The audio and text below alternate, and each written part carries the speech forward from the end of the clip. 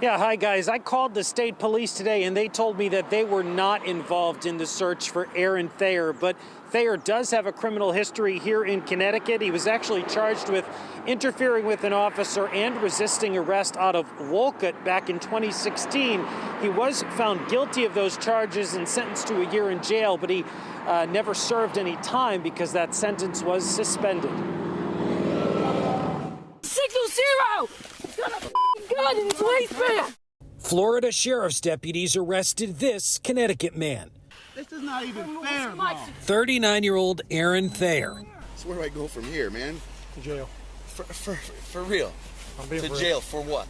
For this, threatening to kill his estranged girlfriend, texting, "I'm going to kill you. I'm coming down and I'm going to fix this forever." He made good on that threat. To drive all night and then show up means you're pretty determined and you're pretty angry. Thayer is affiliated with this residence at 16 Beach Ave in Plymouth, Connecticut. Police say he drove from Connecticut to Daytona, Florida.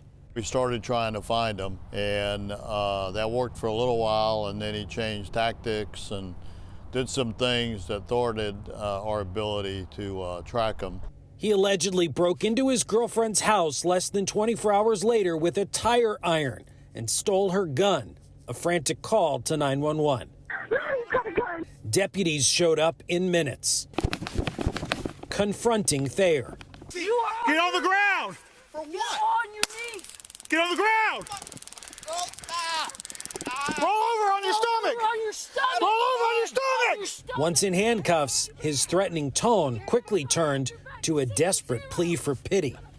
See, I love you. What the I did nothing, but come home. Fox 61 has also learned that back in 2015, Aaron Thayer reported his father, George Contos, missing through the Plymouth Police Department.